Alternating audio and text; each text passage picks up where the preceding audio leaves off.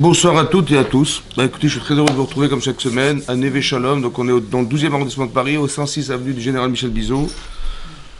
Le cours est à 7h30, prévu à 7h30. Alors, c'est marqué Vaï Béchalar Paro et Tam. Voilà que Paro il a renvoyé le peuple. Velo Nacham Elokim derech Eretz Pilishtim.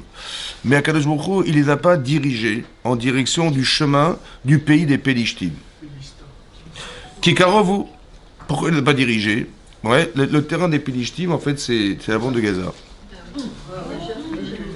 Donc ça veut dire qu'il y avait qui séparait l'Égypte d'Israël, il y avait derech Eretz sur le chemin des pays de Pilishtim. Kikarovu, parce qu'il était proche, en fait. C'était trop proche, c'était trop tôt. Kiamar Elokim, parce que Hachem a dit Pen inachem ha'am birotam milchama. Peut-être, peine, de peur que inachem ha'am va regretter le peuple. Bir otam milchama, en voyant la guerre. Veshavu mitzrayma. Et donc ils vont retourner en Égypte. Ça va? Vayasev Elokim et Ta'am derech hamidbar. Et donc il les a détournés, Akadosh Baruch Hu, le peuple, derech hamidbar, dans le chemin du désert, Yamsouf, en direction de la mer de Jon. Vachamushim alou ben Israël meret Misraïm. Et donc ils étaient armés, ou alors ils étaient un cinquième. Chamouch, Chamesh, Hot à la ruine.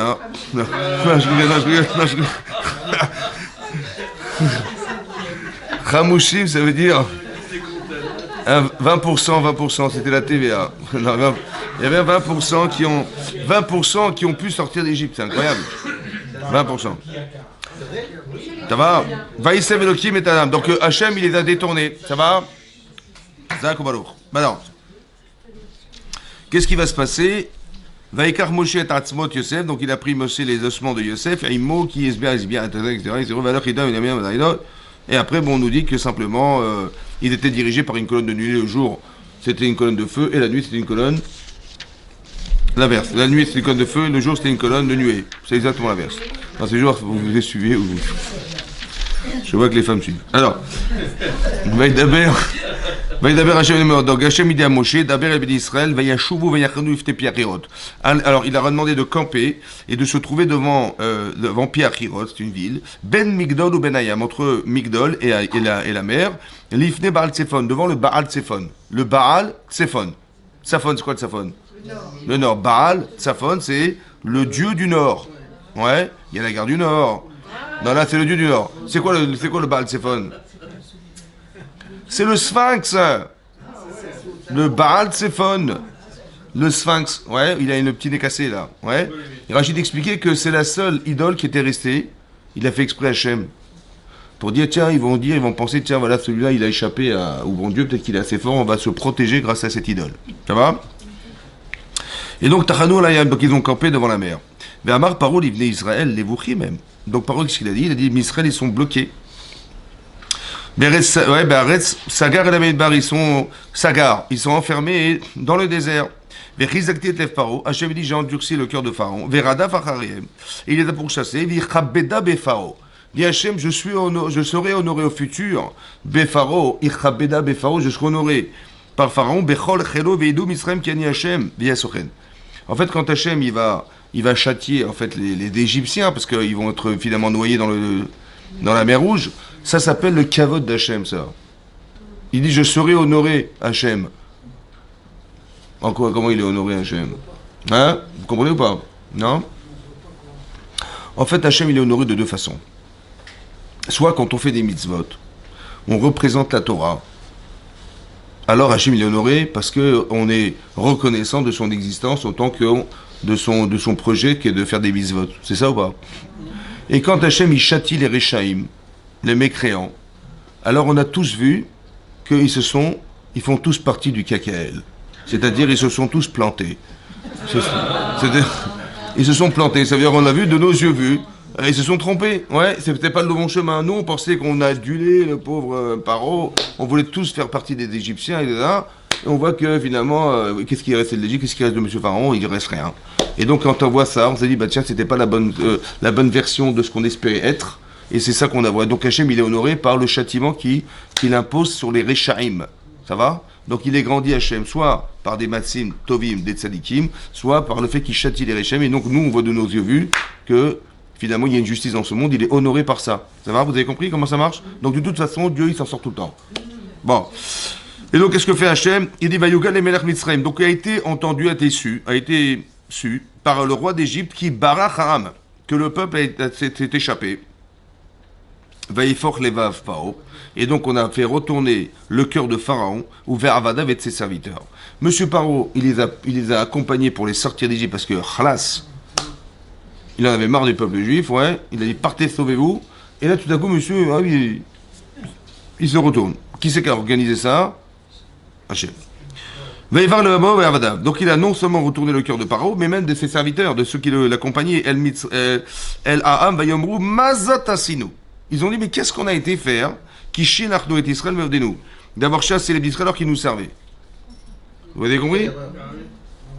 Non, vous n'avez pas compris? Non, très bien. Vayesor et Trifpo Bet Amod Akachimo. Donc il a préparé lui-même sa monture, monsieur. Normalement, c'est pas son rôle d'aller faire monter des chevaux. Ouais. Et ben c'est lui qui l'a fait lui-même. Il a monté son char, etc. Et il a pris son peuple avec lui. Vaikar Shesh Meod Rechev Bachor. Il a pris 600 cavaliers, des meilleurs qu'il avait choisis. Vecholchem Mitzrayim et Sheishim Al-Kulo. Ils étaient tous armés jusqu'aux dents. Vaïchazek, Hachem et les Pharaons. Et donc Dieu a endurci le cœur de Pharaon, Meler Mitzrayim. C'est-à-dire quoi? Ça veut dire quoi endurcir le cœur de Pharaon? Ça veut dire Chazak ou Balour. Ça veut dire qu'il l'a rendu insensible à la gravité de ce qu'il allait faire. C'est quoi endurcir le cœur? C'est que d'un côté, il sait que c'est dangereux ce qu'il va faire. Il le sait ou pas? Mais son désir de nous rattraper, il est plus fort que la connaissance qu'il a de la gravité de sa situation. Ça veut dire que le Koach, ce qui est marqué là, vous savez ce qui est marqué là, hein? Ce qui est marqué là, c'est la force du Yetzer Hara. La force du Yetzer Hara, c'est d'arriver à retirer, à enlever la sensibilité que représente la gravité ou l'obligation au détriment de ce que je sais. Je sais que c'est assourd. Ah, je sais que c'est interdit. Alors comment ça fait que je me permets de transgresser? Parce que le Yetzer Hara, il va mettre en évidence le désir qui va effacer l'émotion que représente la gravité de la Havera. Vous avez compris ça? C'est ça. C'est ça qu'il a endurci le cœur de Pharaon. Ça veut dire quoi? Ça veut dire qu'il est parti, mais il est fou, quoi. Comment il a pensé? Comment ses serviteurs ont pensé? Parce que l'émotion que représente la gravité de la situation pour lui et son peuple est annihilée par le fait qu'il a envie de nous rattraper. Son désir est plus fort que la connaissance. Ça va? Mais cette connaissance émotionnellement, elle n'a pas de sens. Tu sais bien que c'est fini, tu vas te faire. Tu as déjà perdu ton pays. Il a tué le premier, tu compris qu'il va te battre. Comment c'est que cette émotion a disparu? Celle qui aurait dû l'empêcher de partir. Vous savez pourquoi? Vous savez pourquoi? Parce qu'en vérité, le corps, la force du Yetzer, c'est d'enlever ce sentiment. L'émotion que représente. La sensibilité qui lui manque pour arriver à se dire non mais je ne vais pas y aller. Là il fait l'inverse. C'est-à-dire que le désir de nous récupérer est plus fort que la sensibilité qu'il aurait dû avoir du danger qu'il avait de nous pourchasser. Donc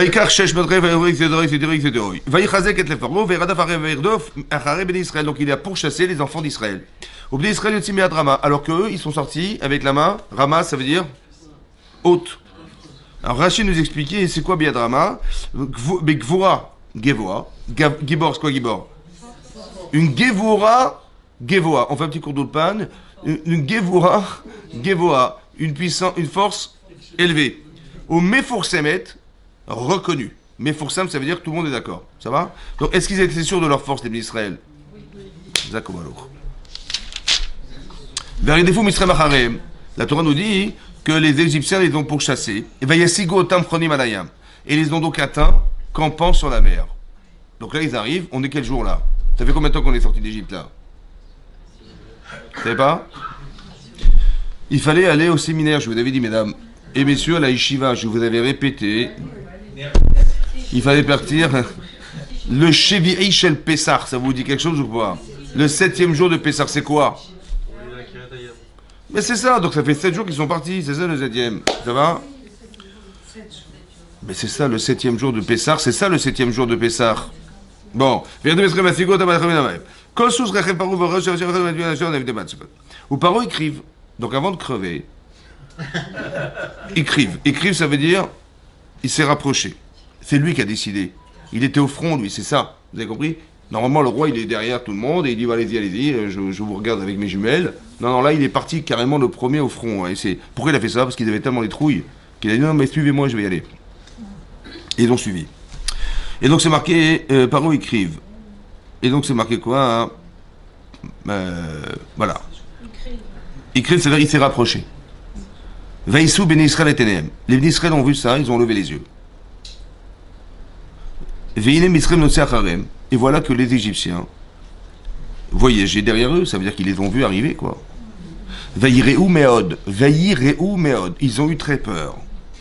Vaïzarakou ben Israël Hachem. Et donc ils ont crié vers Hachem. Ils ont vu les Égyptiens arriver, ils ont vu à droite, c'était à gauche et à droite, c'était le désert, et derrière eux, ils ont vu les vagues. Ils ont dit waouh, waouh, waouh, waouh, waouh. C'était encore l'Égypte. On n'est plus en Égypte, on est déjà sorti. Alors encore une fois, je répète pour madame. Il est marqué Vaï Béchalar Paro etam. Vaï Béchalar Paro. Voilà que Paro les a renvoyés. Ça va? Donc ils sont partis ou pas? Super. J'ai compris, mais ça fait une semaine qu'ils tournent en rond là. Ça va? Maintenant, en fait, ils ont voyagé. Bon, je ne vous ai pas dit le détail, mais ils ont voyagé 3 jours. Au bout de 3 jours, Hachem il a dit à Moshe, dis-leur de revenir à 2 jours de marche de Mitzrayim. Donc ils ont marché 4 jours pour faire finalement que d'être à 2 jours de marche. Allez comprendre. Ensuite, qu'est-ce qui s'est passé? Ils ont continué leur chemin, et là, on est le 7e jour de la sortie d'Égypte. Et là, Épereux arrive, d'accord? Donc quand il a vu ça, il a dit, ouais, mais qu'est-ce que j'ai fait? Mais qu'est-ce qui l'a poussé à partir? Vous savez pourquoi il est reparti les chercher? Vous savez pourquoi ou pas? Je vous avais dit d'aller à la yeshiva. Hein? Rachid nous explique. Rachid, faites la paracha, je vous en supplie. L'ignorance n'a pas de place dans la Torah. C'est marqué clairement, c'est marqué comme ça.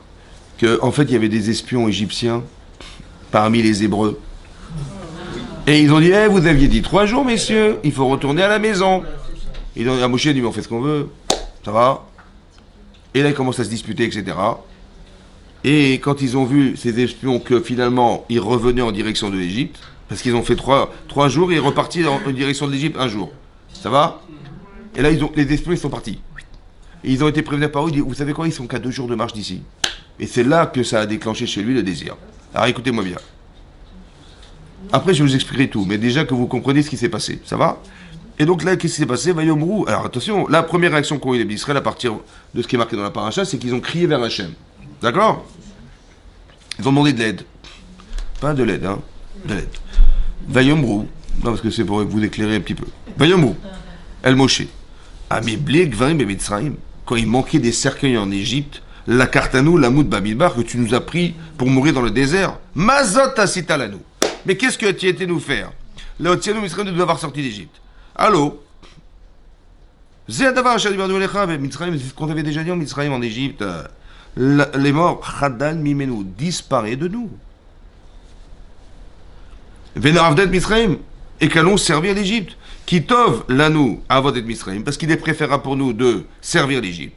Mimoutenu Babidbar, que de mourir dans le désert. Entre souffrir et mourir, je préfère souffrir. Ça va? C'est ce qu'ils ont dit. Ils se sont plaints auprès de mon cher Rabbeinu, prétextant que quoi? Très, très très bien. Voilà, je m'arrête là. Donc je vous souhaite une bonne soirée. Non, je m'arrête là. Mais non, je vais vous expliquer un truc. Je vais vous expliquer la Torah, comment c'est magnifique. Baruch Hashem. Dites merci Hashem. Merci Hashem. Hashem, il a dit comme ça. Qui c'est qui les a envoyés? Paro. C'est Paro qui renvoie, c'est Hashem. Mais là, il est marqué Paro. C'est marrant. C'est Pharaon. Vous voyez marqué Vaï Béchalar Paro et Taham. Au lieu de dire Dieu les a sortis d'Égypte, c'est marqué que c'est Paro qui les a accompagnés pour les sortir d'Égypte. C'est normal ça? Donc, pourquoi c'est Paro et c'est pas Hachem? Allez, écoutez-moi bien. La deuxième question que je vous pose, qui est marquée dans les commentaires, c'est la suivante. Ils sont sortis d'Égypte, ils n'ont pas chanté, ils n'ont pas fait la fête. Il n'y a ni feu d'artifice, il n'y a rien eu. Ça va, c'est... Par contre, ils vont faire un feu d'artifice plus tard, quand la mer va s'ouvrir. Ça va? Comment ça se fait qu'ils n'ont pas chanté? Ils étaient prisonniers pendant des dizaines et des dizaines d'années, quand même. Esclaves, travaux forcés. C'est horrible ce qu'ils ont vécu, quand même, non? Et imaginez-vous le traumatisme psychologique qu'ils ont dû subir. Quand tu sors de là, tu waouh, tu respires. Tu chantes, non? Tu dis, ouais, merci Moshe, merci Hachem. Tu sors les drapeaux, tu sors les mains. Non? Maintenant, ils étaient prisonniers de qui? De Paro. Ça veut dire quand il est marqué Vehi Béchalar Paro, en vérité, ils sont sortis comme étant les prisonniers de Monsieur Pharaon. Ça veut dire qu'ils ont, Baruch Hashem, pu se libérer physiquement. Mais mentalement, ils sont restés les esclaves de leur persécuteur, qui était Monsieur Pharaon. Ça donne pas envie de chanter. Pourquoi? Parce que en fait, on nous a dit 3 jours. Bon, ça veut dire qu'on va revenir dans 3 jours. Allez, galère, on va repartir. Ça va? À part le fait de se souvenir que Paro, on est des esclaves sortant d'Égypte. Vous avez compris? Ce traumatisme-là nous donne pas envie de chanter. Qu'est-ce que fait Hachem? Première chose, c'est marqué comme ça. Il ne les a pas dirigés en direction du pays de Pélishtim parce que c'était trop proche. Trop proche, mais au contraire, si c'est super proche, vas-y, fonce. Yéna. Parce que il a dit Pen inachemba mirotal michaba. Il a eu peur que quoi? Que si on va devoir faire la guerre, on va risquer d'avoir peur de faire la guerre et on va rebrousser chemin. C'est-à-dire que tout ce qu'il a fait à Kadosh Baruch Hu, ça aura servi à rien. Alors il a dit on va faire un détour. Ça va? On va passer par le désert. Ça, c'est ce qu'Hachem a pensé. Mais moi, je ne sais pas ce que pense Hachem. On n'a pas son numéro de téléphone, on ne s'appelle pas tous les jours. Ça va? Mais non, il y a marqué un grand yesod, un secret dans la Torah ici. Il les a envoyés dans le désert. Bon, vous savez que quand on est sorti d'Égypte, on nous a dit qu'on allait partir en Eretz Israël, Eretz Zavat Chala Udvash, dans un pays où coule le lait miel. Mais on connaît un peu la géographie et on sait pertinemment qu'en sortant d'Égypte, on devait monter au nord-est. Bon, et là tout à coup, moi je dis non, finalement on va pas où? On va où? On va Eretz Zavat Chala Udvash, une terre où coule le lait et le miel. Superbe. On dit non, finalement c'est pas la direction, on va aller dans le désert. Pardon? Dans le désert, mesdames. Il y a ni Sephora. Non mais il faut être clair, je veux dire, c'est pas... C'est terminé. Maquillage, c'est fini, mesdames. D'accord? Donc il n'y a pas... Tu veux t'installer, ben installe-toi dans le sable. Tu veux cueillir des patates et des carottes, il n'y a pas, il n'y a rien, zéro. Le décor, archi nul, que du sable. Pardon, mais qu'est-ce qu'on va foutre dans le désert? Vous avez compris ce qui se passe? Et à part ça, c'est pas la direction, là. Donc non seulement c'est pas l'environnement, et en plus c'est pas la direction. Donc qu'est-ce qu'on va faire? On va se plaindre. C'est ça, en général, quand ça va pas, on se plaint. C'est bon ou pas? Pourquoi Hachem nous a fait faire un détour? Bah parce que psychologiquement, on n'était pas prêt. Bon. Premier renseignement très très important. Est-ce qu'on se sentait fort, nous, d'être sortis d'Égypte? Je vous ai dit, bien drama, ça veut dire qu'on était sortis en étant sûrs de nous. Ouais. On avait tous des pompes, c'était une chose sûre. Non, c'est vrai, qu'on avait des forces, c'est sûr ou pas? On avait des forces. Mais non, je parle pas des pompes à chaleur. Mais je parle, c'était une chose sûre, ouais. Maintenant, on était fort et reconnu fort. Ça veut dire que tout le monde avait peur de nous, c'était une force incroyable. Mais est-ce qu'on était fort? Non. Mais non, nous on le savait ou on le savait pas? Non, on le savait pas. Maintenant, ce qui est très intéressant, c'est de savoir. Il y a des choses dans la vie, des fois, il y a des situations de vie où on se croit dans la certitude, etc. On a préparé notre programme, on a un protocole très très construit, facile à réaliser, mais ça ne se passe pas du tout comme on avait pensé au départ. Et on nous fait faire des détours, et on a perdu du temps. Qu'est-ce qu'on fait en général? On va engueuler l'un, on va engueuler l'autre, et c'est ta faute, et c'est à cause de toi. Et en vérité, c'est souvent à cause des gens, hein, c'est comme ça, puisque comment vous voulez faire des détours? Seulement, le problème, c'est qu'on va se plaindre de ce qui nous arrive. Et on va croire que le problème, il vient des gens, il vient du bus, il vient du train, il vient de l'avion, il vient des embouteillages, je sais pas quoi. Ça va? C'est jamais de sa faute. C'est jamais comme ça. Le problème, c'est qu'en vérité, il s'est passé quelque chose. Ça va? Maintenant, pourquoi en vérité Hachem il a fait ce détour? C'est parce qu'on n'était pas prêt psychologiquement à faire la guerre contre Mitzrayim, alors que nous on était sûr que oui, hein. C'était sûr, hein. Oui, on était sûr. On est sûr de nous, mais en fait Hachem il voit que c'est faux. Qu'est-ce qu'il fait Hachem? Il fait un détour. Ça veut dire, écoutez-moi bien, dorénavant vous saurez qu'à chaque fois que c'est pas exactement comme vous avez pensé, ne croyez pas c'était évident qu'on allait réussir. Parce que sinon Hachem il ne nous aurait pas empêché de le faire. Et ça c'est toute la différence entre celui qui croit en Dieu de celui qui n'y croit pas. Celui qui ne croit pas en Dieu, tu vois, c'est de ta faute, c'est de la faute de machin, c'est la faute du train, c'est la faute du bus, c'est la faute du truc. Mais quand on croit en Dieu, qu'est-ce qu'on pense? Il dit, c'est Minash Shamaim, que ça n'a pas marché. Maintenant, écoutez-moi bien maintenant que je m'énerve. Non, parce que quand je m'énerve, c'est une catastrophe. Vous savez où est-ce qu'elle est la solution? Elle est dans le détour. Moi, je croyais que le problème, il était dans le détour. Mais si c'est Hachem qui a fait le détour, ça veut dire qu'il va me construire dans le détour, oui ou non? On était sûr de nous ou pas? Et Hachem il a pensé que non, parce que si on allait faire la guerre, on allait rebrousser chemin. Et si on rebrousse chemin, c'est catastrophique, parce que tout ce qu'avait fait Hachem pendant un an, de nous sortir d'Égypte, finalement, on va retourner à la case départ. Et ça, c'est pas le projet. Donc Hachem dit, on va faire un détour. la solution dans le détour. Qu'est-ce qu'il fait à Kadosh Baruch Hu? Et c'est ça la thérapie, écoutez-moi bien, la thérapie. Hachem, c'est un grand psychologue, je vous rassure. Il envoie Paro. Pour deux raisons. Un et deux. Pour deux raisons. Un, parce qu'en vérité, si psychologiquement, on est des esclaves de Pharaon, quand est-ce qu'on va se soigner de ça? Quand tu auras plus de Monsieur Pharaon. Alors Hachem, il va lui endurcir le cœur pour qu'il vienne. Il fait un stratagème. Il utilise les espions qui sont dans le clan Israël. Ça va? Et il dit aux Israël, écoutez, faites 3 jours de marche. Bon, au bout de 3 jours, on revient à un jour de marche de là où on était. Je n'ai pas compris. On a fait 4 jours pour faire que 2 jours. On n'est qu'à 2 jours de marche de Israël, on est bien d'accord? Pourquoi tu m'as fait marcher 4 jours pour être à 2 jours? Ça va pas ou quoi? Ma'amin, soit Ma'amin. Et la Emouna.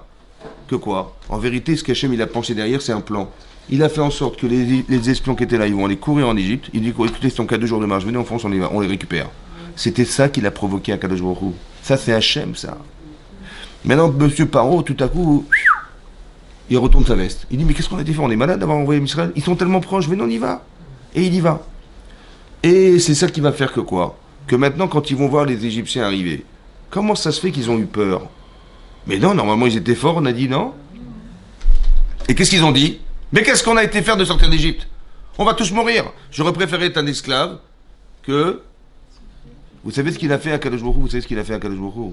Il a reproduit exactement le problème qui aurait pu se passer si on était parti en Eretz Pelishtim. On aurait fait la guerre, on aurait rebroussé chemin. Alors Hachem, il a recréé cette situation d'une autre façon, mais on a eu la réponse qui est de dire, mais qu'est-ce qu'on a été fait? On va mourir. Mais tu te... Mais je sais pas, comment tu crois? Tu étais fort, non? Tout à coup, tu te rends compte que tu étais faible. Maintenant, qu'est-ce que tu veux dire? Heureusement qu'on n'est pas parti directement. Écoutez-moi bien. Vous avez compris? Il faut s'entendre dire. Mais qu'est-ce qu'on a été faire de sortir d'Égypte? On va tous mourir, et machin. En fait, la réponse, elle est dans ce que je suis en train de vous dire. Ils sont en train de dire ce qu'Hachem, il avait pensé. Il a dit Hachem, je ne vais pas les renvoyer directement, c'est trop tôt. Parce qu'ils vont risquer de faire la guerre, et ils vont regretter, ils vont repartir en Mitzrayim.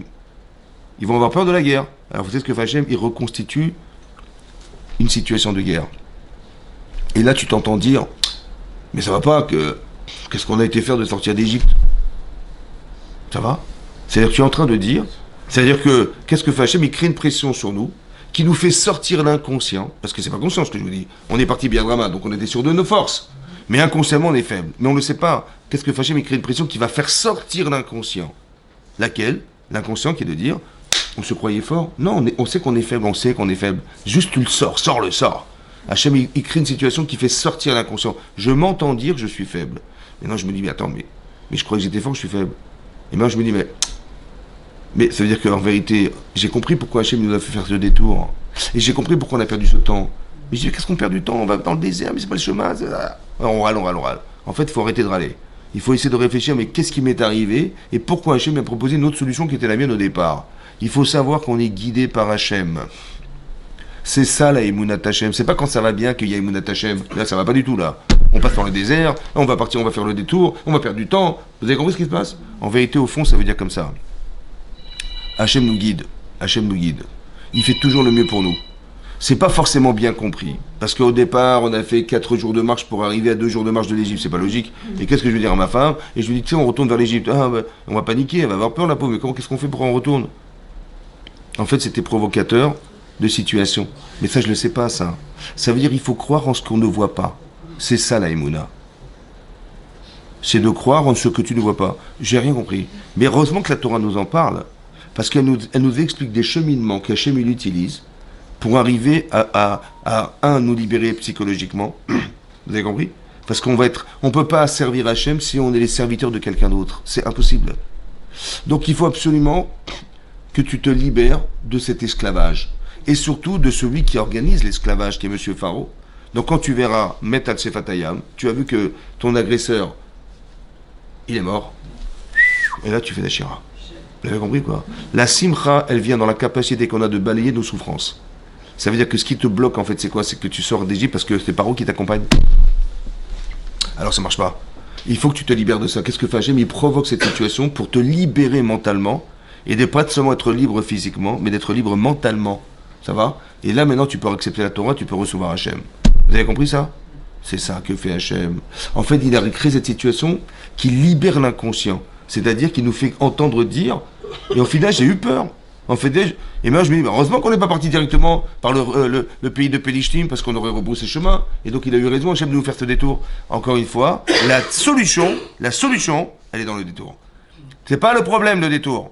C'est la solution. Tu as compris? Tu as fait un détour dans ta vie, c'est pas exactement comme tu avais prévu, etc.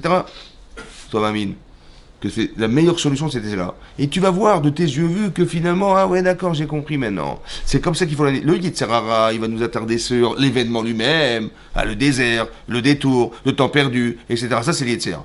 Vous avez compris? C'est ça qu'on fait en général. Mais on se trompe, parce que ça nous empêche de voir la vérité.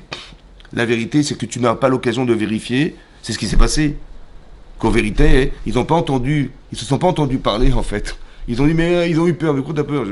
C'est ça qu'il fallait que tu comprennes. C'est-à-dire que ton manque de charisme, ton incapacité à confronter les situations, ben, tu croyais que tu étais capable, tu vois que tu n'en es pas capable, mais c'est pas grave. Hachem, il t'a fait savoir, à travers cet événement, que finalement, les capacités, tu ne les avais pas. C'est pas grave. Au moins, tu sais que tu les as pas.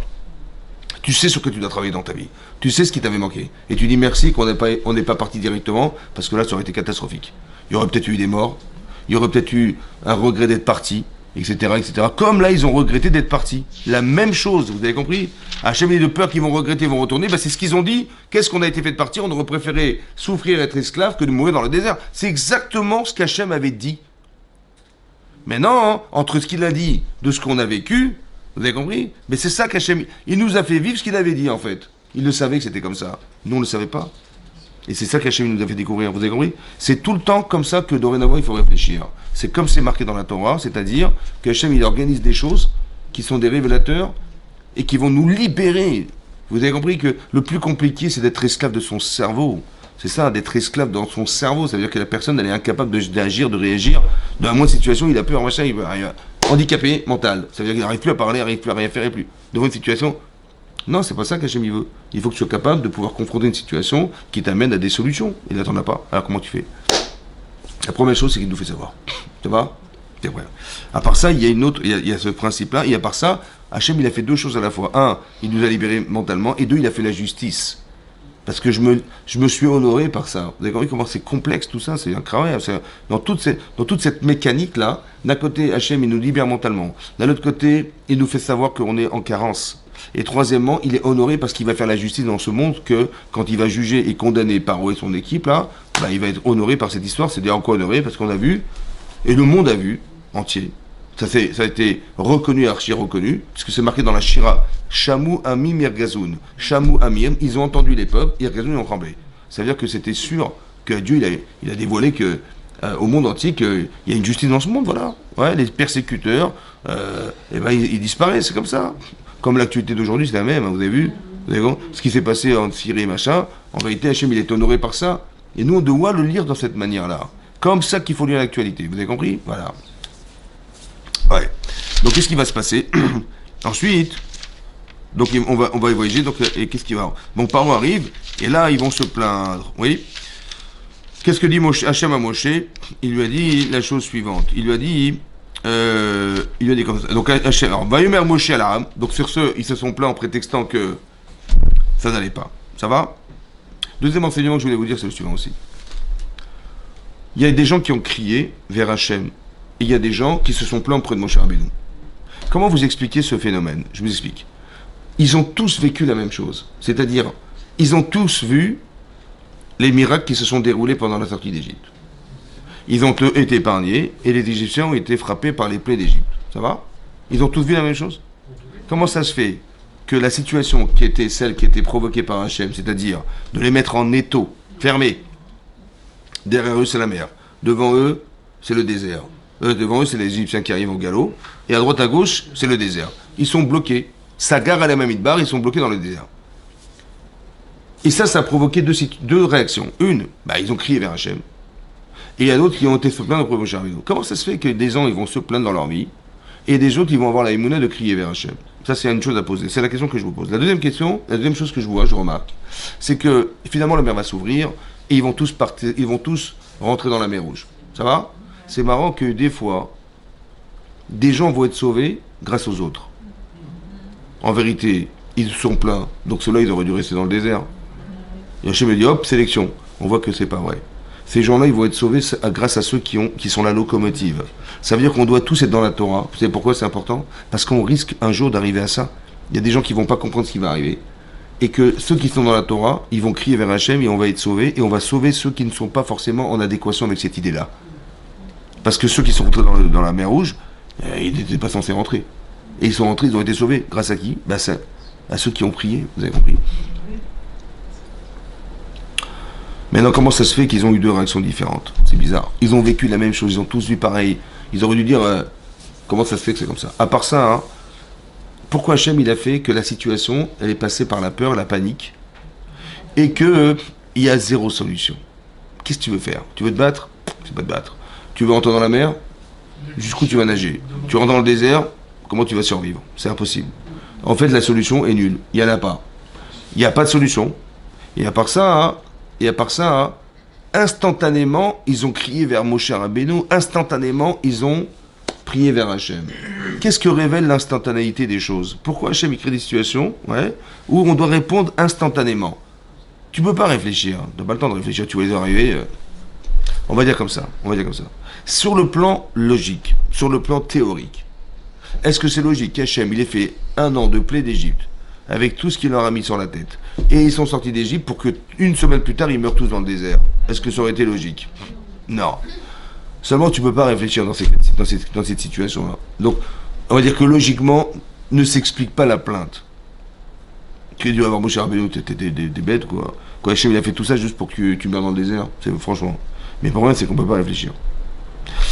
Qu'est-ce que révèle le fait qu'on n'ait pas le temps de réfléchir? Qu'est-ce que ça révèle?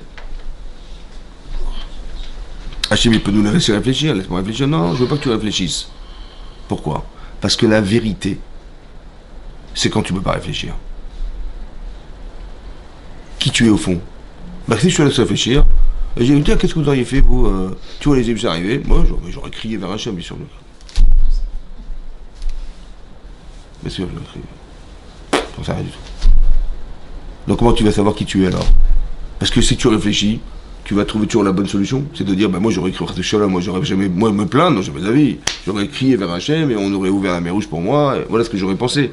En fait, t'en sais rien du tout, mon chéri. Ça va? Donc à quoi ça sert d'être instantané? Parce que la vérité, c'est comment tu vas réagir instantanément. T'as pas le temps de réfléchir maintenant. Comment tu réagis? Il y a des gens qui disent, ouais! Et je dis, oh, Rabbi Shimon bar Yochai. Mais la grand-mère qui dit Rabbi Shimon bar Yochai, ou Rabbi Haïm Lomed, Daïm Lomed, Rabbi Meir. C'est marrant parce qu'instantanément, elle est comme ça. Elle n'a pas dit, mais appelez les pompiers, appelez la police, appelez les SAMU, appelez je sais pas quoi. Non, elle n'a pas dit ça, elle a dit Rabbi Shimon bar Yochai. Pourquoi? Parce qu'elle est tellement attachée au tzadikim. Mais comment ça s'explique ça? Elle aussi, c'était attaché à Moshe Rabbeinu, aussi, ils ont vu les miracles. Comment ça se fait qu'ils n'ont pas réagi? Alors je pense comme ça. En fait, l'idée, c'est la suivante. Il y a deux façons de lire l'actualité. Soit on peut dire comme ça. On va dire, Hachem, il est extraordinaire. Franchement, que la kavod. Hein. Il a envoyé les plaies d'Égypte. Ouais.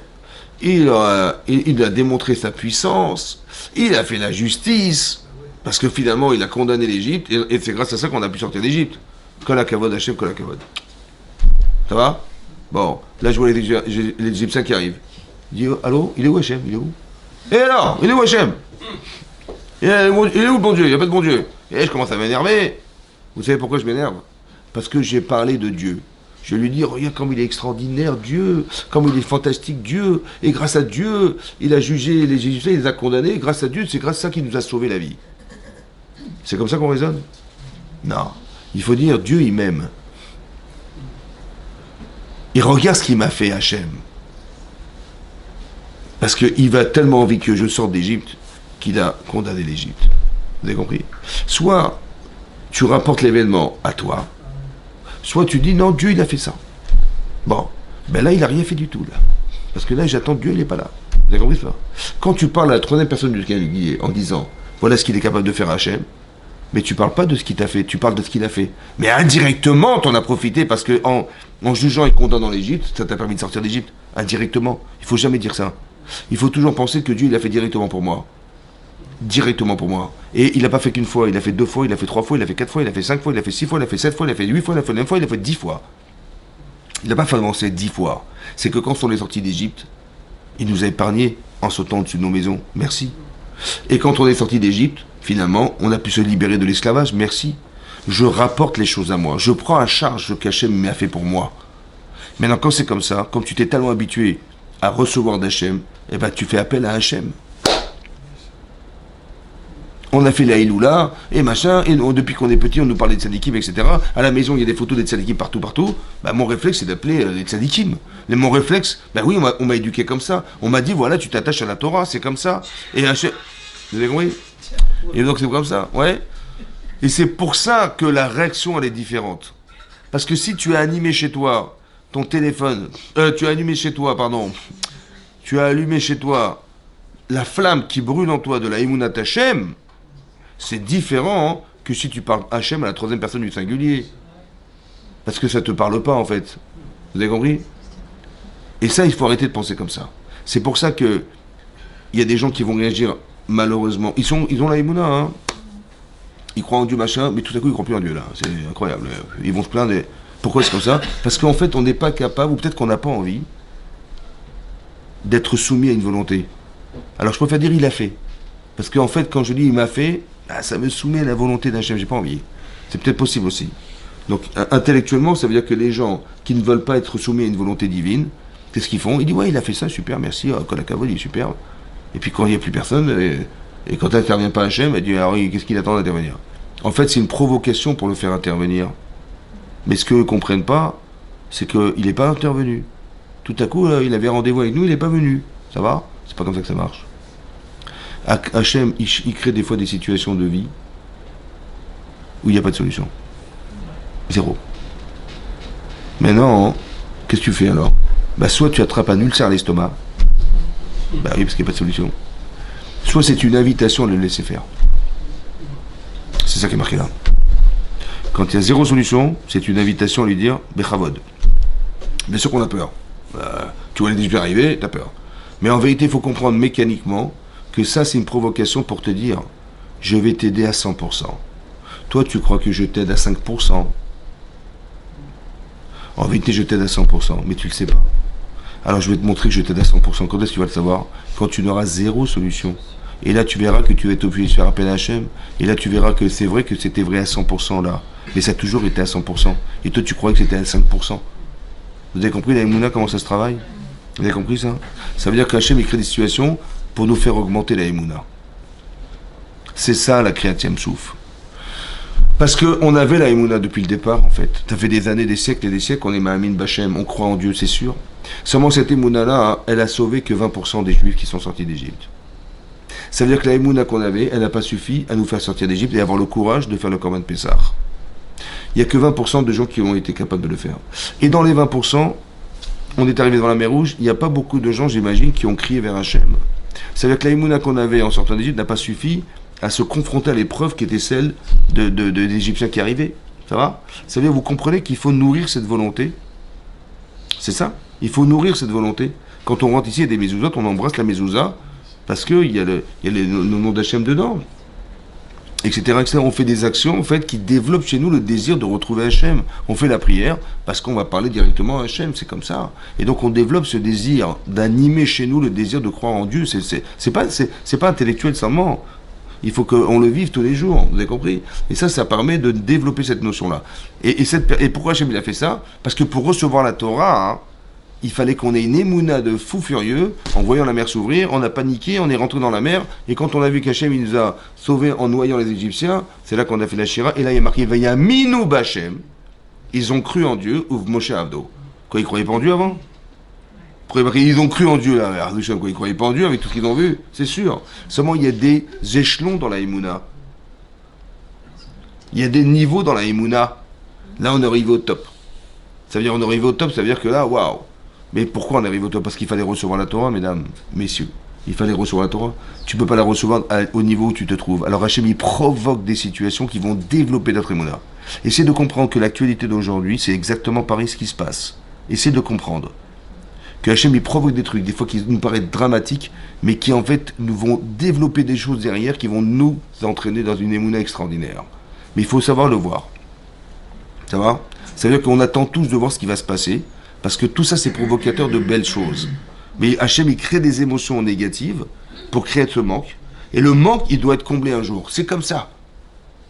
Il crée des manques, mais juste pour que tu aies la conscience de ce que tu as rempli. Si tout est linéaire, vous avez vu, on va faire bientôt tout Bishvat. Bon, mais pourquoi il y a l'hiver, il y a l'été, et il y a le printemps, et pourquoi? Fait que ce soit une température ambiante, Baruch Hashem, il y a des fleurs toute l'année, il y a des arbres toute l'année, il y a des fruits toute l'année. Non, tu vois en hiver, tu sors dehors, et ben tu vois c'est blanc et noir. C'est-à-dire que tu as la neige, et tu as des arbres nus de feuilles, qui sont noirs, du blanc et du noir. Et tout à coup, tu vois les feuilles qui sortent, les fleurs qui sortent. Mais c'est extraordinaire, les couleurs, les fruits, les machins. Pourquoi c'est le contraste qui nous amène à reconnaître le bien. Mais s'il fait beau tout le temps, tu dis, il fait beau tout le temps. Mais non, là, il fait moche, là, il fait froid, là, tu vois, il fait froid. Ça crée des manques. Mais quand Hachem, il va mettre le soleil, et il va mettre les fleurs, et il va mettre la végétation, il va mettre les fruits, machin, tu vas voir, waouh. Mais c'est en contraste avec le froid et avec les couleurs. Vous avez compris ce qui se passe? C'est ça qui éveille. Donc le manque va créer quelque chose chez nous. C'est le manque. Donc Hachem, il fait exprès. Il ne fait pas nous mettre en face. Et plus c'est compliqué, plus le manque est grand, et plus ce qu'il va combler est énorme. C'est comme ça qu'il faut réfléchir. C'est comme ça la Emouna. C'est pas qu'on vit une situation dramatique. C'est qu'elle nous amène à des manques énormissimes qui vont être comblés un jour par Hachem à la proportionnelle de ce qu'il a manqué. Tu veux remplir un trou? Ça dépend si c'est un trou d'1 mètre, ou c'est un trou de 10 mètres ou 20 mètres. Ça dépend. Ça dépend de la taille de la piscine. Mais bon, ça veut dire que plus c'est profond, plus Hachem il va mettre beaucoup d'eau dedans. C'est comme ça. Donc si ça nous touche personnellement, beaucoup, alors il ne faut pas s'inquiéter. Il faut se dire, Hachem il va combler à la proportion de ce qui nous a fait manquer. C'est exactement pareil. 210 ans d'esclavage. Waouh, c'est énorme le manque. Mais Hachem, il a comblé le proportionnel. Et grâce à ça, on a eu la Torah et on a eu tout ce que... Vous avez compris ce qui se passe? Mais pour ça, il fallait qu'Hachem il vide pour remplir. C'est ça le principe. Tu vides pour remplir. Et Hachem il vide pour remplir. Mais là, la tzaraka, on a crié. Il n'y a pas marqué qu'on a prié. Il y a marqué on a crié vers Hachem. Ah, c'est pas pareil. Hein. C'est pas dire oui, écoute, si tu pouvais, ouvre la mer. Non, là, on crie. Là, dire, ouais, c'est quoi le cri? En fait, c'est quoi le cri? Pourquoi on crie? Mais dis. Pourquoi tu cries? Dis.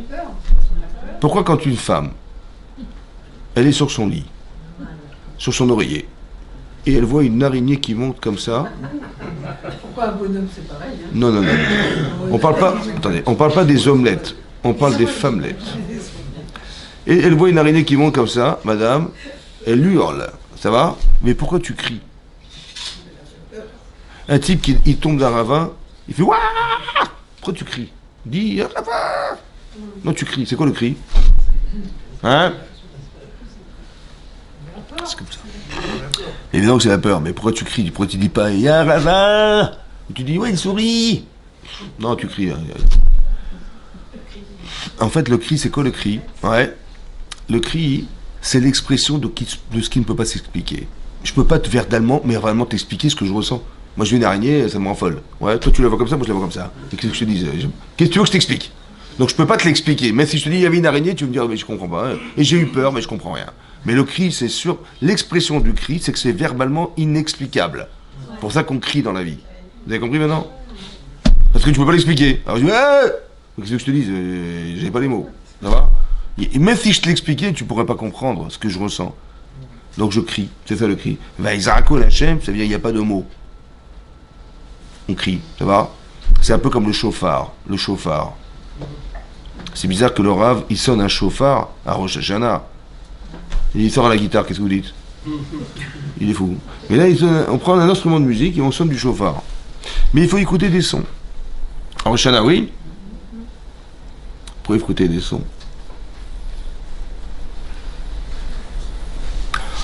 En fait, c'est quoi le son? Le son, c'est ce qu'on aurait dû exprimer s'il n'y avait pas les mots. Bah oui, parce que quelqu'un qui est muet, qu'est-ce qu'il fait? Il exprime des sons. Ouais. Il fait ou alors il fait voilà. T'as compris, il est content, il est pas content. Mais en fait, c'est quoi en vérité les mots? C'est l'expression verbale d'un son. En vérité, il aurait dû crier ou il aurait dû rigoler. Il est content, ouais, je vois. Comment tu sais qu'il est content? Parce qu'il rigole.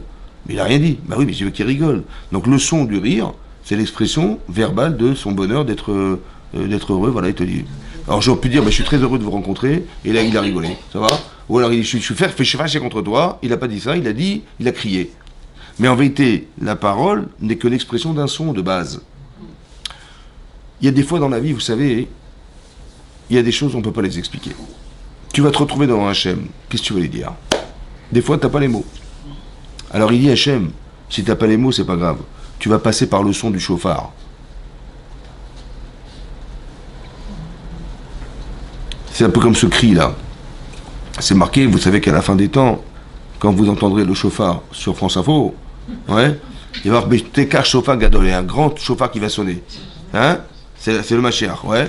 Mais je pense, hein, c'est entre nous, je pense que je l'ai lu quelque part, que le son du chauffard qui est discontinu, c'est tous les cris des Bnei Israël dans les tfilotes qu'ils ont fait, qu'ils ont se retrouvés concentrés dans le chauffard. Ça veut dire qu'on entend qu'un homme il peut pas sonner comme ça. Et quand il y a eu Matan Torah, Parashat Yitro, vous allez voir, c'est marqué aussi, il y avait un son du chauffard. Mais c'est quoi ça? Mais c'est la résultante de tous les cris qu'il y a eu dans l'histoire. Ils ont demandé à Hachem, j'en supplie.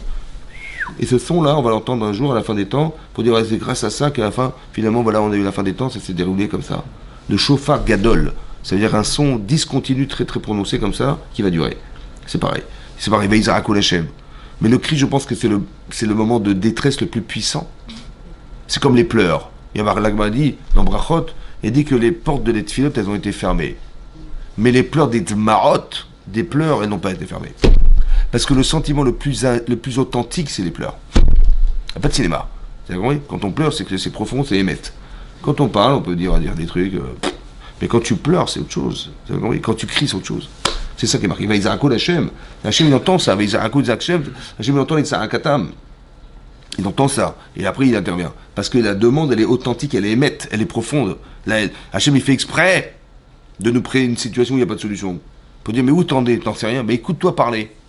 Bah, tu vas voir que c'est ça que tu es, mon chéri. Si tu te plains, c'est que tu es à ce niveau-là. Et si tu es content, et si tu cries vers Hachem, Hachem, quand il nous éprouve, en fait, c'est pas pour savoir. Nous, on croit que Dieu, il fait des épreuves pour dire, tiens, on va tester. On va voir la fille, comment elle va raisonner, on va voir comment il va réagir, monsieur. Non, Hachem, il sait déjà. Non, il n'est pas là pour savoir, mais pour nous faire savoir.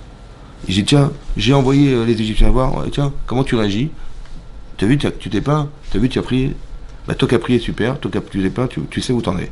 C'est pour nous faire savoir où on se situe. L'épreuve, c'est un test personnel. C'est comme une interrogation écrite. Et ben voilà, ton résultat, ben c'est ça ta note. Mais c'est ça le test. En fait, c'est pas pour savoir. Le prof, il s'en fiche de la note. Il dit, je veux, voilà, ben, mon élève, il a bien compris la leçon, il n'a pas compris la leçon. Où est-ce qu'il en est, monsieur ou madame? Ben, je le sais, voilà, j'ai la note. Vous avez compris pas? C'est ça l'épreuve, mais vous avez compris, l'épreuve, c'est ça. C'est juste pour nous faire savoir. Et là, on va rentrer dans un autre processus. C'est marqué, la mer va s'ouvrir. Ça va?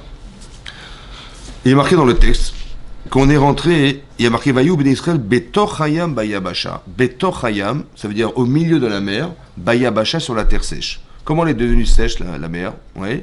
Comment elle est devenue sèche? Sèche. Hein? Le vent, Haza Kobalouch. C'est marqué qu'il y a un roi Kadim, un vent d'est, Haza. Haza, c'est Gaza. Haza. Non, Haza, c'est puissant. Ouais, puissant. Qui a percé la mer. Et c'est le vent qui a desséché la terre. Et donc, on a pu marcher sans qu'il y ait de la boue par terre. Parce qu'il ne fallait pas se serrer les pieds. Hein, c'était prêt. Mais c'est marqué Betochayam Bayabasha. Betochayam, au milieu de la mer. Bayabasha, sur la terre sèche. Et on a marché. Mais quand la mer a été percée par le vent, il y avait une choma, c'est-à-dire une muraille d'eau à droite et une muraille d'eau à gauche. Et on a inversé la mer et il y avait des murailles d'eau à droite et à gauche qui formaient un chemin en fait. C'est ça le couloir. La terre était sèche et il y avait un mur à droite à gauche. Ça va? Et on marchait. Et qu'est-ce que la mer s'est retournée que ça?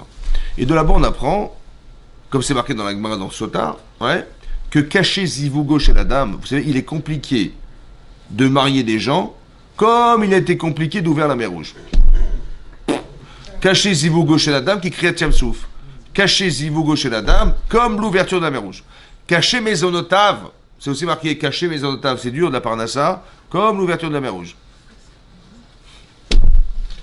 Maintenant, quel rapport? Alors on dit, bah, c'est quoi qui est dur? Il faut être ma'amine, qu'on va se marier un jour. Il faut être ma'amine, que la Parnassa va arriver. Ouais, il faut avoir la Emouna, le bitachon de Parnassa, de la subsistance. Ouais, c'est ça. On fait appel à Hachem, etc. C'est ça. Parce que ça dépend de lui, ça dépend de lui. C'est lui qui met avec Zebougim, c'est lui qui envoie la Parnassa. Donc c'est difficile comme ça. Mais ça veut dire quoi que c'est difficile? Ouais, c'est quoi que c'est difficile? Et pourquoi le symbole de la difficulté d'avoir la Parnassa, la subsistance, autant que le mariage, c'est comme l'ouverture de la mer Rouge. Quel rapport avec la mer Rouge? La belle mer Rouge, je peux comprendre. Mais la mer Rouge, c'est plus compliqué. Ouais. Alors c'est comme ça, écoutez-moi. J'ai pensé à un chat comme ça. C'est Dieu qui m'a inspiré, je pense. C'est comme ça. Comment ça se fait que si vous êtes au bord de la mer et vous avez les vagues qui arrivent, là, l'écume, ouais, et vous voyez une étendue d'eau bleue. Ça va? Est-ce que vous voyez le fond de la mer? Et c'est bizarre parce que l'eau est transparente. Bah, tu mets tes mains dans l'eau, tu vois qu'elle est transparente, et c'est bizarre que le ciel cache le fond de la mer. Comment c'est possible? Bah, c'est le reflet. Il y a plus de richesse sur la terre ou dans la mer? Est-ce qu'on peut voir ça? Non. Tu es au bord de la mer, tu es dehors, tu vois rien. Donc qu'est-ce qu'il faut faire pour voir ces richesses dans la mer? Il faut plonger dans l'eau. Ça va? Mais si tu plonges pas, tu vois pas. Quand est-ce qu'on a pu voir ça? Ben, quand la mer s'est ouverte. À droite et à gauche, il y avait quoi? Il y avait des murs d'eau. De l'extérieur, tu peux voir? Non. Mais quand tu es dedans, en transparence dans les murs d'eau, tu voyais les poissons, les coraux, oh, quelle merveille! Des poissons, ils font 30 mètres de long. Comme c'est qu'on voulait te dire. Si tu vois ce qui se passe sur la terre sèche dans la mer, il faut que tu sois capable de rentrer dans l'eau. Tu veux rentrer dans la Torah? Rentre dedans, plonge dedans. Et c'est là que tu verras en transparence ce que tu ne verras jamais à l'extérieur de la mer. Tu dis, mais moi, je ne veux pas me mouiller, hein. Donc je reste dehors. Ok, pas de problème, tu ne sauras jamais ce qui se passe dehors. Mais si tu as la puissance et la Emunat Hashem, tu rentres dans la Torah. Et c'est quand tu rentres que la mer va s'ouvrir. Et tu vas marcher sur la terre sèche, ce que tu n'aurais même pas imaginé de ton vivant, parce que de l'extérieur, tu ne peux pas imaginer marcher sur la terre sèche, c'est impossible. Mais c'est possible si tu as le courage de rentrer dans la mer. Et là, tu verras que les portes s'ouvrent. Et là, tu vas voir que la terre est sèche. Et tu peux te déplacer sur la terre sèche dans la mer. Et qu'en transparence, tu verras des choses que jamais de l'extérieur tu pourras voir de ta vie. Mais il faut pouvoir rentrer dans la mer. C'est pour ça qu'il y avait des murailles à droite, à gauche, pour nous expliquer, évidemment que si le vent, il perce la mer, le vent perce la mer. Hein? Ah, si, oui, c'est le vent, en fait, le vent d'Est. Si tu... Non mais, c'est le... vent d'Est. Non, c'est pas le vent d'Est, c'est l'Yetzirah. Et qui nous casse la tête. Donc en fait, si vous avez compris, c'est que quand en vérité le vent va percer la mer, évidemment que l'eau elle va se retourner sur les côtés, évidemment. Pourquoi la Torah nous a précisé une chose pareille évidente que physiquement, si la mer elle perce, l'eau elle va se déplacer sur les côtés. Qu'est-ce qu'on a besoin de savoir que la mer se déplace sur les côtés? Qu'est-ce que ça a besoin de savoir? Dis-moi, la mer a percé, ils ont traversé la mer, on n'a pas besoin de savoir qu'il y avait une muraille à droite à gauche. Alors en vérité, c'est pour nous apprendre ce principe. L'expression de quand tu vas marcher dans la mer, tu vas voir en vérité, tu verras ce que tu ne peux pas voir de l'extérieur. Tu peux pas voir, parce que là, le ciel, il cache. C'est Dieu qui veut pas que tu sois... Il faut que tu rentres dans la mer. Dieu, il veut pas que tu bois. Pour ça que, bizarrement, c'est transparent, et comme il y a même, on voit pas. C'est le ciel qui cache, en fait. Alors, pour que tu puisses rentrer, il faut que tu rentres dans la mer. C'est-à-dire que tu perces, en fait, la mer, et que tu rentres dedans, et tu verras des choses que tu pourras... On peut pas expliquer aux gens ce que veut dire d'être Ma'amin. Quelle chance on a d'avoir la Emunat Hashem. On peut pas l'expliquer. Il faut avoir le courage de rentrer dans la mer. Ça veut dire qu'il faut rentrer dans la Torah. Et quand tu rentres dans la Torah, tu découvres des choses. Voilà ce que je vous explique, c'est ça, moi. Je fais pas autre chose que ça. Que d'expliquer des choses qu'on a. Sans la Torah, j'aurais jamais compris ça. Ouais, on peut rester des angoissés de la vie, parce que la vie, elle est faite de haut de bas, mais sans comprendre ce qui nous arrive. Voilà, la Emunah, c'est ça, la Emunah. Vous avez compris? Grâce à Dieu, on comprend maintenant. Avec ce qui s'est passé là. Pour ça que si quelqu'un il a Emunat Hashem, alors il aura la Parnassa, il aura le mariage, il aura ce que vous voulez, parce que c'est Hashem qui dirige. Mais si tu penses que tu te débrouilles tout seul, havod. Débrouille-toi tout seul, mon chéri, pas de problème. C'est ça la différence. C'est difficile comme la ouverture de la mer Rouge. Ça veut dire que si tu n'as pas la Emunah, ce sera difficile de trouver une solution.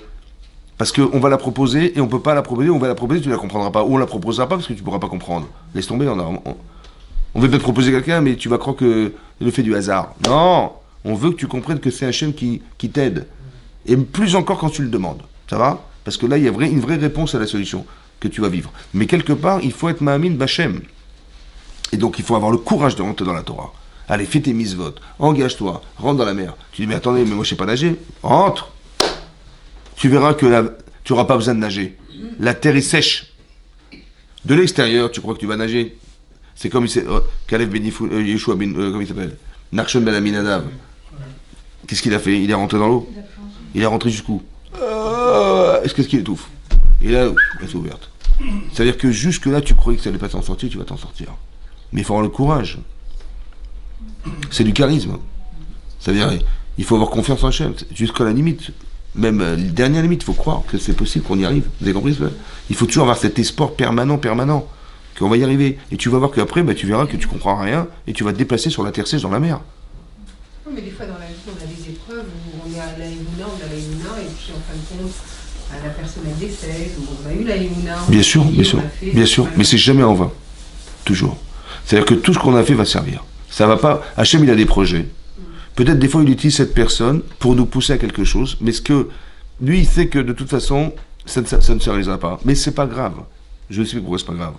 Parce que la personne, elle est partie. Il y a deux choses à comprendre. Il y a ce que la personne a vécu. Elle est partie. Il y a les conséquences sur ceux qui sont vivants, qui n'a rien à voir. Ça veut dire que la personne, elle est partie, mais on a prié. Cette prière, elle va servir. Maintenant, ce que nous, on a vécu, personnellement, ça nous touche. Mais ce manque, qui va être comblé un jour. Vous avez compris ce que je veux dire? Quand on dit, mais ceux qui sont décédés, vous savez, on est ma'amine, il y aura la résurrection des morts. On les a espérés, et un jour, vous allez voir que ce manque, qui va être comblé un jour, mais de façon évidente. Si vous dites, c'est évident. Il n'y a pas de mort, en vérité. Ça veut dire qu'il n'y a pas de fin en soi. Nous, on croit que les événements, ils s'arrêtent. Comme l'histoire. Il y a des événements qu'on croyait finis. Quand tu vois Lavan qui va tuer Yaakov, tu dis c'est terminé, c'est jamais fini. Quand tu vois Esav qui veut tuer Yaakov, c'est jamais fini. Quand tu vois Aman qui veut nous dire ça, c'est jamais fini. Ça veut dire que nous on croit, il faut jamais arrêter l'image. C'est pour ça que je dis. Alors des fois ça prend plus de temps, mais c'est une question de temps. Il faut être ma'amine que c'est une question de temps. Un jour on dira Dieu est un et son nom est un. Ça veut dire qu'il n'y aura pas de difficulté à imaginer que Hachem il peut être un dans le ciel et un sur la terre. Alors qu'on se dit mais non, où est-ce qu'il est un sur la terre? Voilà, la personne décédée, elle nous manque et machin. Vous avez compris? Alors, il est où Dieu? Il est où la justice? En vérité, c'est pour dire que, en vérité, combien tu l'aimais la personne? Ce manque, en vérité, il va être comblé un jour quand tu le reverras vivre. Vous avez compris? C'est comme ça que ça marche. C'est ça que je vous explique. C'est toujours des hauts et des bas. Mais c'est jamais une descente pour une descente. Il faut être ma'amine. Il faut avoir la émouna, que même quand on descend, à la proportionnelle de ce que ça nous manque, ça va être comblé. Vous avez compris? Quand tu creux, si un enfant, il me demande n'importe quoi, je lui donne de l'argent quand il a envie, il n'aura pas la valeur de l'argent. Mais quand c'était dur de l'avoir, et qu'il l'a gagné, ce manque-là, il l'a comblé, il a donné une valeur. D'accord? Je sais à quoi sert l'argent. Moi, je crois que non, il faut peiner pour l'avoir. Mais si tu n'as jamais peiné pour l'avoir, tu ne comprends pas la valeur que représente l'argent. C'est comme ça. Donc, il ne faut pas, genre, attirer les rigots, tu donnes des gosses. Non. Des fois, il faut dire non, je suis désolé, tu vas bosser, ou tu vas machin, ou tu vas te payer ton permis tout seul. Je dis, non, papa, tous les copains, ils ont fait. Je suis désolé, il faut que tu comprennes qu'un jour, la vie. Et ça va l'aider, parce que quand ça n'ira pas, il ne va pas te téléphoner. Il va dire, je me débrouille. Ça va? Alors que si tu lui files un tir larigot, dès qu'il a un problème, il appelle papa, c'est la banque. Ouais. HS, BC. Il faut jamais que ce soit. Non, mais c'est vrai. Et lui, il est HS, le gosse. BC. Comme ça, il faut pas. Ouais, vous avez compris? Je ne veux pas trop m'attarder. Chazak ou Baruch. Non, juste un petit mot.